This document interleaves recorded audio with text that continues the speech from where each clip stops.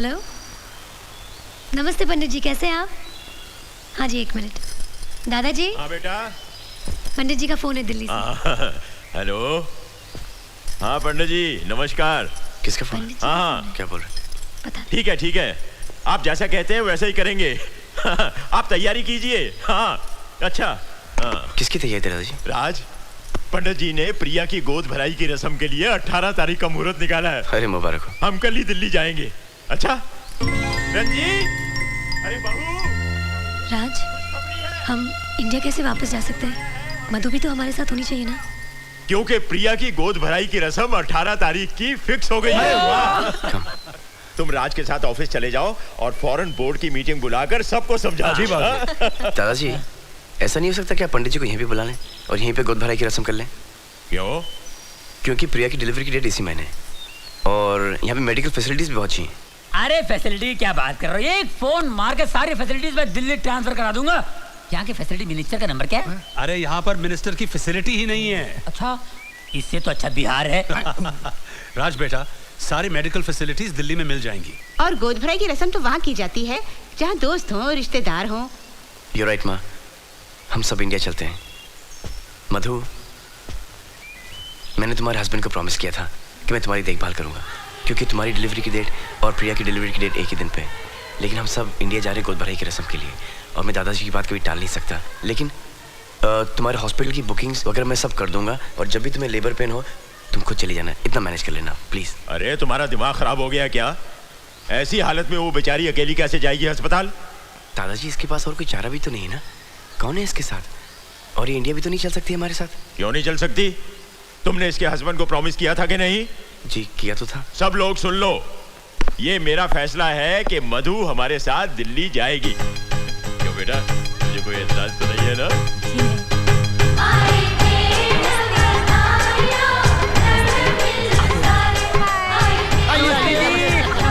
वो मेरे पापा और वो मेरे भैया भाभी। ये लोग क्या लेके आए हैं? शगुन।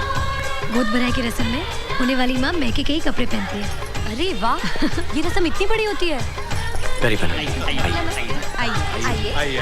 आइए पप्पू, जरा बात सुन। जी। वो पंडित जी चावल मांग रहे, जरा इंतजाम कर दे।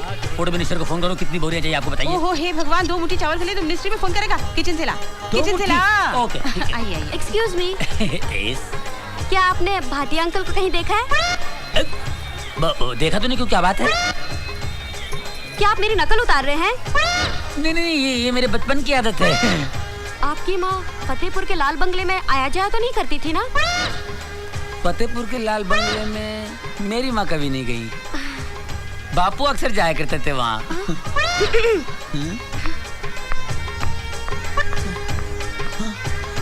बापू हमेशा कहा करते थे कि बेटा तेरी को एक बहन है। बापू। प्रिया, तेरे शगुन का जोड़ा आ गया है, अब जल्दी से तैयार हो जा।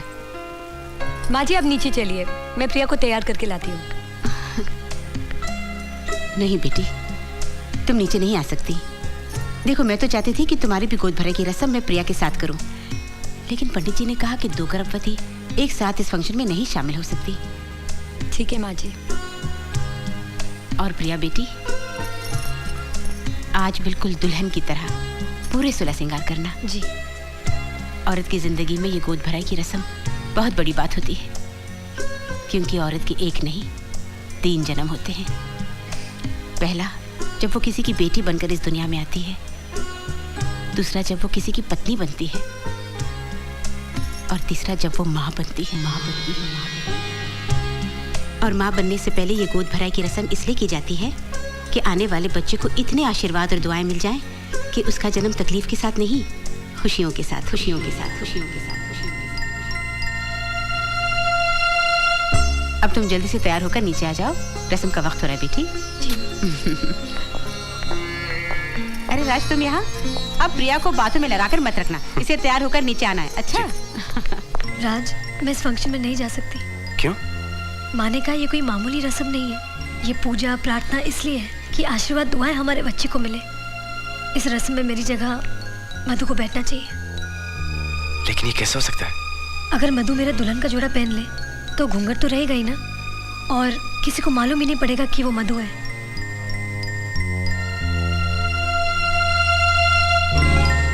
प्लीज राज।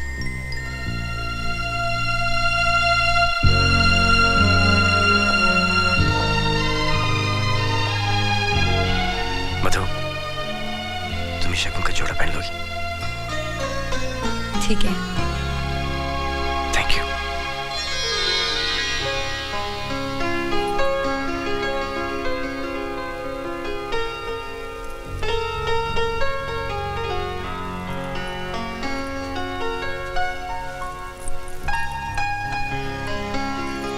भाभी जी जरा देख कर आओ ना, प्रिया रेडी हुई कि नहीं हुई। ले आओ जल्दी से। जी दीदी। मामी, मैं देखा था। मामी देखा था। देखा? अच्छा भाई तू ही ले आ।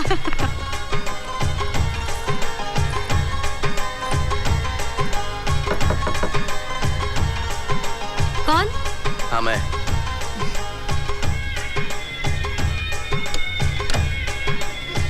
मधु रेडी होगी? हाँ रेडी हूँ। ओह माय गॉड, लड़कियाँ। अरे मैं तो मंगलसूत्र पहना नहीं हूँ। मैं पहना लेता हूँ, तुम जाओ। अच्छा ठीक है, मैं उस तरफ चली जाती हूँ।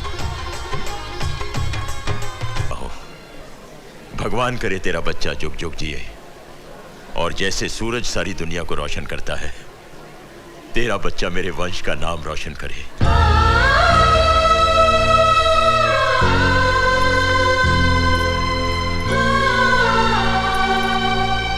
भगवान करे तुम्हारे बच्चे को मेरी उम्र लग जाए और वो तुम्हारी जिंदगी में इतनी खुशियां लाए कि उसके सामने दुनिया की सारी खुशियां फीकी पड़ जाए।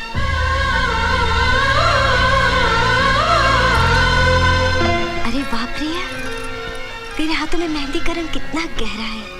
इसका मतलब है राज तुझसे बहुत प्यार करता है।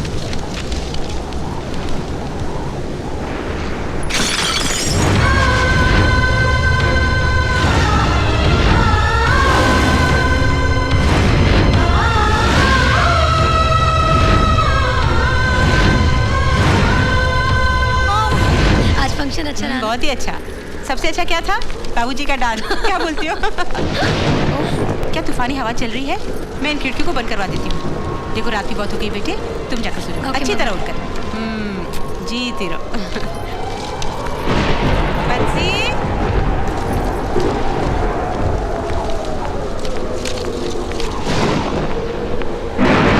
मधु,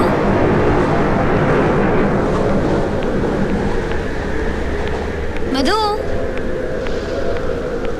मधु,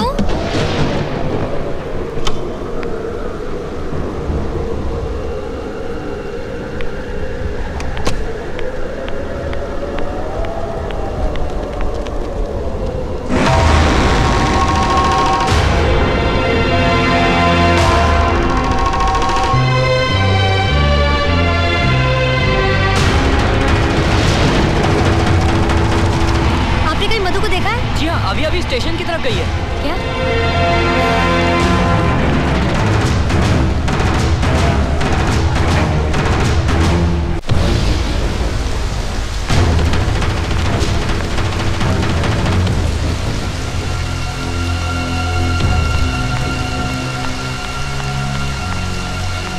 मधु, कहाँ जा रही हो तुम?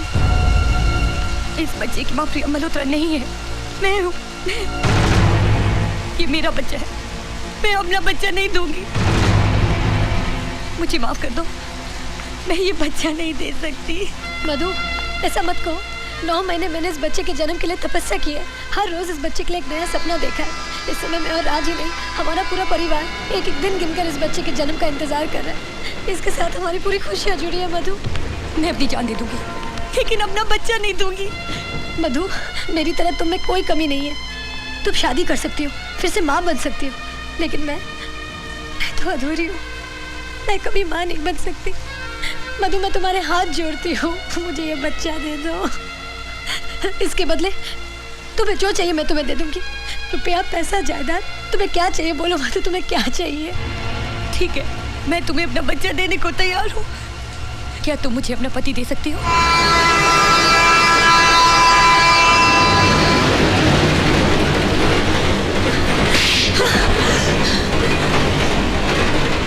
आखिर तूने अपनी औकात दिखाई दी।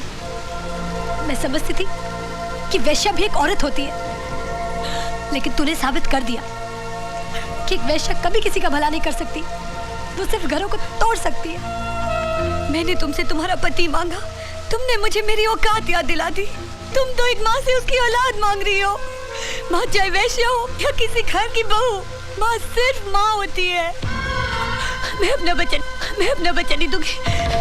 मैं अपना बच्चा नहीं दूंगी। मेरा बच्चा। राज, वो हमारा बच्चा देने से मना कर रही है। अरे प्रिया, प्लीज उसकी हालत तो देखो। मधु, मधु, मधु, मधु, मधु, डॉक्टर दादा को फोन करो जल्दी।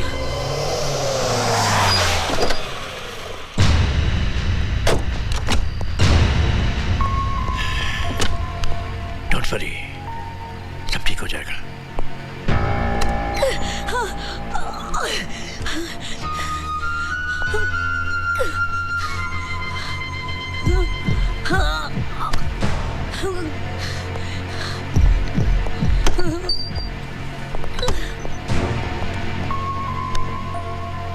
मधु की स्कैनिंग हो रही है, थोड़ी देर में पता चल जाएगा कि क्या कॉम्प्लिकेशंस है।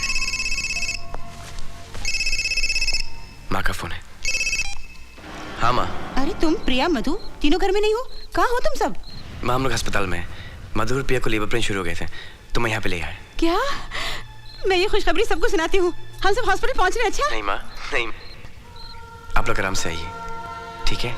डॉक्टर दादा मेरे साथ हैं। उफ, मैं बस आ रही हूँ। एक्सक्यूज मी, डॉक्टर ने आपको अंदर बुलाया है। कम।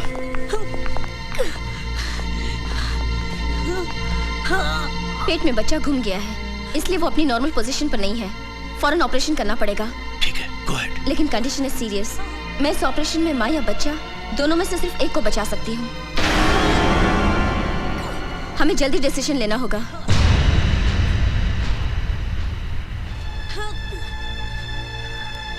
डॉक्टर, आप माँ को बचाइए, माँ को बचाइए, माँ को बचाइए, माँ को बचाइए। इन्हें ऑपरेशन थिएटर में ले जाने की तैयारी कीजिए। Yes. नर्स, मिस्टर राज के सिग्नेचर लीजिए।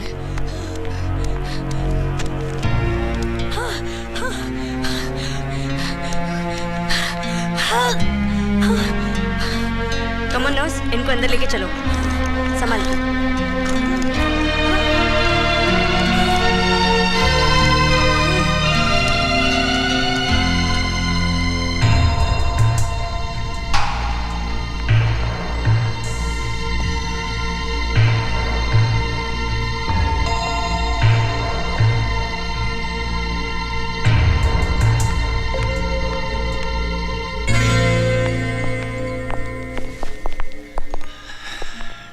गुड न्यूज, ऐसा बहुत ही रेयर केस में होता है।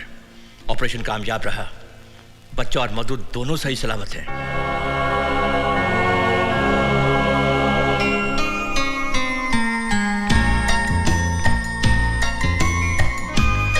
मुबारक हो, लड़का हुआ है।